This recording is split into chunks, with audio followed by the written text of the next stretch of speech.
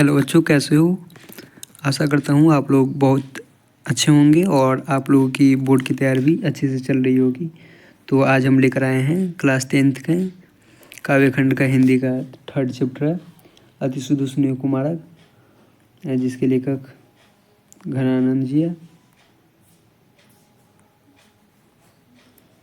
और चलिए जानते हैं इसके बारे में कुछ बेसिक जानकारी।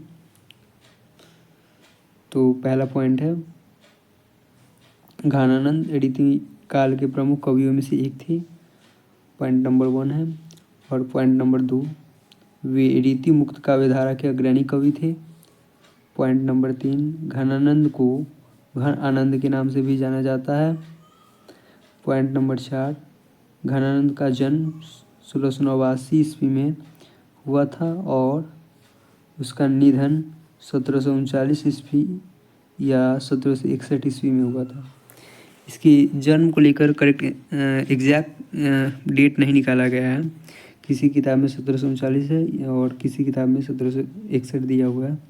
वैसे एनसीईआरटी में तो 1739 है, तो जो किताब में है वह एनसीईआरटी वही पढ़ना होगा हम लोगों को। तो चलिए बढ़ते हैं अगले प्रश्न की तरफ। तो पॉइंट्स नंबर 6, घनानंद मुगल बादशाह मोहम्मद शाह रंगीले के दरबार में मीर मुंशी थे। पॉइंट नंबर 7, घनानंद को सुजान नामक एक स्त्री से प्रेम था। पॉइंट नंबर 8, इसी वजह से उन्हें राज दरबार से निकाल दिया गया था। घनानंद को एक सुजान नामक लड़की से प्यार हो गया था जब मोहम्मद शाह रंगीले के दरबार में मीर मुंशी थे। तो वहाँ के सदस्यों को मालूम चल जाने के कारण इसे राज दरबार से बाहर कर दिया गया था। पॉइंट नंबर 9, घनानंद भगवान श्री कृष्ण के प्रति अनुरक्त थे, मतलब बहुत बड़े इसके भक्त थे कृष्ण जी के घनानंद। प्रश्न संख्या 10, पॉइंट नंबर 10, बड़े साधकों की कोटि में पहुंच गए थे, बहुत उच्च लेवल पर पहुंच गए थे कृष्ण जी को चाहने के लिए। पॉइंट नंबर 11, घनानंद की रचनाओं को संकलित करके घनानंद ग्रंथावली के नाम से प्रकाशित किया गया। ये क्वेश्चन बार बार आता है, इसको अच्छे से याद कर लीजिएगा। पॉइंट संख्या 13, घनानंद के कई कविताएं अंग्रेजी में भी अनुवादित की गई है जिनका नाम लॉ सॉरेंस ऑफ घनानंद है।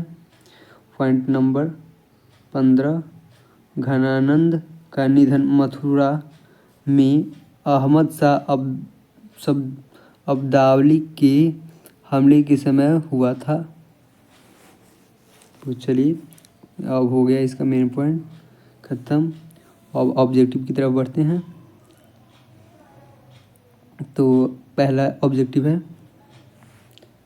अतिशुद्ध स्नेह कुमारक पाठ की कौन सी विद्या है? ऑप्शन ए है कविता, ऑप्शन बी है कहानी, ऑप्शन सी है ललित निबंध तथा ऑप्शन डी है निबंध।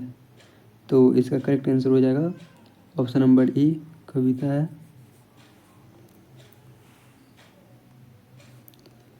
प्रश्न संख्या 2, अतिशुद्ध स्नेह कुमारक पाठ के कवि कौन है? ऑप्शन ए है प्रेमघन, ऑप्शन बी है घनानंद, ऑप्शन सी है गुरु नानक तथा ऑप्शन डी है रामधारी सिंह दिनकर। तो इसका correct answer option number B हो जाएगा, घनानंद अतिशुद्ध स्नेह कुमारक के कवि हैं। प्रश्न संख्या 3, कवि घनानंद का जन्म कब हुआ था? ऑप्शन ए है 1688 ईस्वी में, ऑप्शन बी है 1687 ईस्वी में, ऑप्शन सी है 1689 ईस्वी में तथा ऑप्शन डी है 1690 ईस्वी में। तो इसका correct answer option number C हो जाएगा, 1689 ईस्वी में घनानंद का जन्म हुआ था। प्रश्न संख्या 4, कवि घनानंद किस काव्यधारा के कवि है? ऑप्शन ए है रीति मुक्त कवि, ऑप्शन बी है धारा नगरी के, ऑप्शन सी है दोनों तथा ऑप्शन डी है कोई नहीं। तो इसका करेक्ट आंसर ऑप्शन नंबर ई हो जाएगा। प्रश्न संख्या 5, कवि घनानंद की हत्या किसने की थी? ऑप्शन ए है नादिर शाह के सैनिकों ने, ऑप्शन बी है पाकिस्तानी सैनिकों ने, ऑप्शन सी है हिंदुस्तानी सैनिक ने तथा ऑप्शन डी है रामधारी सिंह दिनकर ने। तो इसका करेक्ट आंसर ऑप्शन नंबर ए हो जाएगा, नादिर शाह के सैनिकों ने घनानंद की हत्या की थी। प्रश्न संख्या 6, कवि घनानंद किसके यहाँ मीर मुंशी का काम करते थे? ऑप्शन ए प्रेमघन के यहाँ, ऑप्शन बी है गुरु नानक के यहाँ, ऑप्शन सी है मोहम्मद शाह रंगीले के यहाँ तथा ऑप्शन डी है शाहजहाँ के यहाँ। तो इसका correct answer option number C हो जाएगा, शाहजहाँ के यहाँ। प्रश्न संख्या 7, कवि घनानंद ने नादिर शाह के सैनिकों को क्या दिया था? ऑप्शन ए है रज रज रज, ऑप्शन बी है 3 मुट्ठी धूल, ऑप्शन सी है रज रज रज अर्थात 3 मुट्ठी धूल, और ऑप्शन डी है कुछ नहीं। तो इसका करेक्ट आंसर हो जाएगा option number A B C तीनों होगा, और ऑप्शन डी में सभी कर दीजिए, यहाँ पर गलत हो गया है सभी। इसका correct answer option number D हो जाएगा, क्योंकि रज रज रज का अर्थ ही 3 मुट्ठी धूल होता है, और रज रज रज 3 मुट्ठी धूल को ही बुलाया जाता है, इसलिए इसका करेक्ट आंसर हो जाएगा सभी डी। प्रश्न संख्या 8, नादिर शाह के सैनिकों ने कवि घनानंद को क्या कहा था? ऑप्शन ए है खर खर खर, ऑप्शन बी है घर घर घर, ऑप्शन सी है धर धर धर, ऑप्शन डी है जड़ जड़ जड़। तो इसका correct answer option number D हो जाएगा। नादिर शाह के सैनिकों ने घनानंद को जड़ जड़ जड़ कहा था। प्रश्न संख्या ने कवि प्रेम के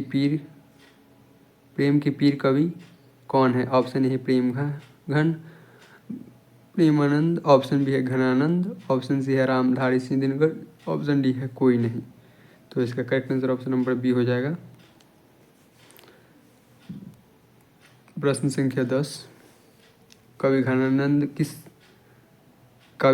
की भाषा कौन सी थी? ऑप्शन ए है हिंदी भाषा, ऑप्शन बी है अंग्रेजी भाषा, ऑप्शन सी है संस्कृत भाषा तथा ऑप्शन डी है ब्रज भाषा। तो घनानंद की भाषा ब्रज भाषा थी, डी। प्रश्न संख्या 11, सुजान सागर, वीर हलीला, रसकेली बली आदि किसकी प्रसिद्ध रचना है? ऑप्शन ए है गुरु नानक की, ऑप्शन बी है प्रेमघन की, ऑप्शन सी है घनानंद की तथा ऑप्शन डी है रामधारी सिंह दिनकर की। तो इसका correct answer option number C हो जाएगा, घनानंद की सुजान सागर, वीर हलीला, रसकेली इत्यादि रचनाएं हैं।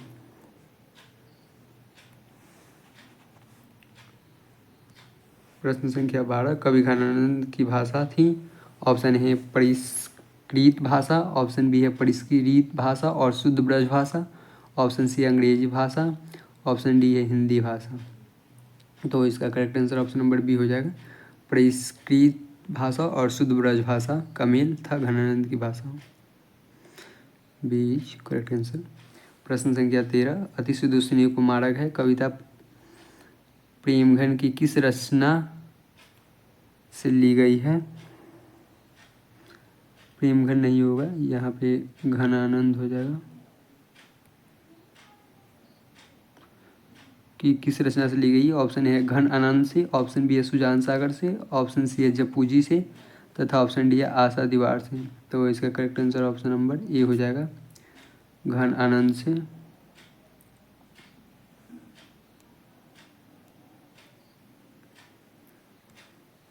प्रश्न संख्या 14, आंसू विहीन ले बरसों के कवि कौन है?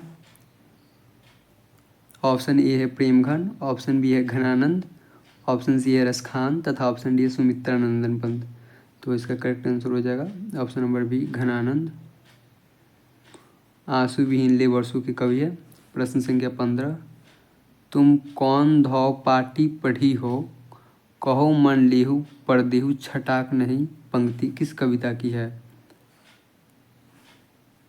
ऑप्शन ए अति शुद्ध स्नेह कुमारक है, ऑप्शन बी है प्रेम आयनी श्री राधिका, ऑप्शन सी है दोनों, ऑप्शन डी है स्वदेशी। तो इसका करेक्ट आंसर ऑप्शन नंबर ए हो जाएगा, अति शुद्ध स्नेह कुमारक है, उसी कविता में यह पंक्ति है। प्रश्न संख्या 16, कवि ने पर्जन्य किसे कहा है? ऑप्शन ए है मेघ को, ऑप्शन बी है बादल को, ऑप्शन सी है धरती को तथा ऑप्शन डी है आकाश को। तो इसका correct answer option number B हो जाएगा, बादल को। प्रश्न संख्या 17, कवि घनानंद के अनुसार कौन सा मार्ग अति सीधा और सरल है? ऑप्शन ए है प्यार का, ऑप्शन बी है स्नेह का, ऑप्शन सी है दिल का और ऑप्शन डी है हृदय का। तो इसका correct answer option number B हो जाएगा। स्नेह का मार्ग सीधा और सरल है। प्रश्न संख्या 18, मार्ग सुजान सागर किसकी रचना है? ऑप्शन ए है प्रेमघन की का, ऑप्शन बी है घनानंद का, ऑप्शन सी है सुमित्रानंदन पंत का तथा ऑप्शन डी है रामधारी सिंह दिनकर का। तो इसका correct answer option number B हो जाएगा, घनानंद का है। मार्ग सुजान सागर रचना घनानंद जी लिखे थे। प्रश्न संख्या 29, घनानंद की कविताओं में किसकी गहरी व्यंजना है? ऑप्शन ए है प्रेम की पीड़ा का, ऑप्शन बी है मस्ती का, ऑप्शन सी है वियोग का तथा ऑप्शन डी है सभी। तो प्रेम की पीर का, मस्ती का और वियोग का सभी का मेल था घनानंद की कविताओं में। Option D is correct answer. प्रश्न संख्या 21, कवि के अनुसार पराहित के लिए देह धारण करता है? ऑप्शन ए है बादल, ऑप्शन बी है धरती, ऑप्शन सी है आसमान, ऑप्शन डी है मेघ। कवि के अनुसार परहित के लिए देह धारण कौन करता है? तो इसका करेक्ट आंसर हो जाएगा ऑप्शन नंबर ए बादल।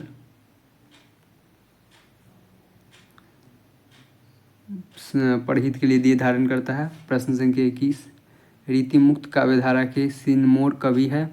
Option A Premghan, option B है रसखान, ऑप्शन सी है घनानंद तथा ऑप्शन डी है सुमित्रानंदन पंत।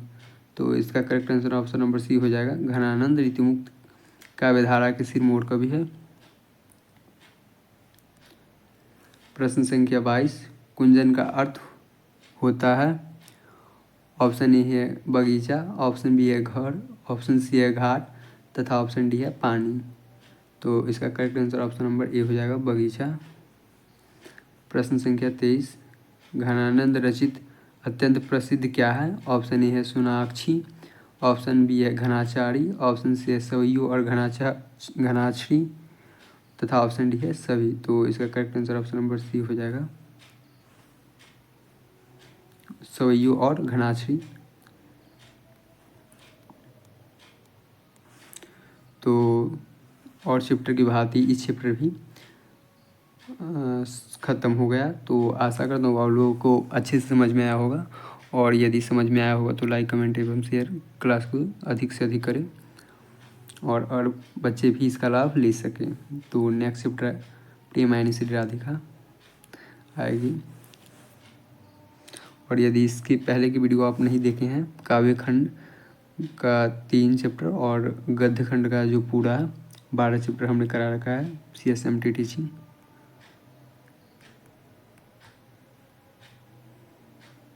प्लेलिस्ट में मिल जाएगा, वहाँ से देख लीजिएगा।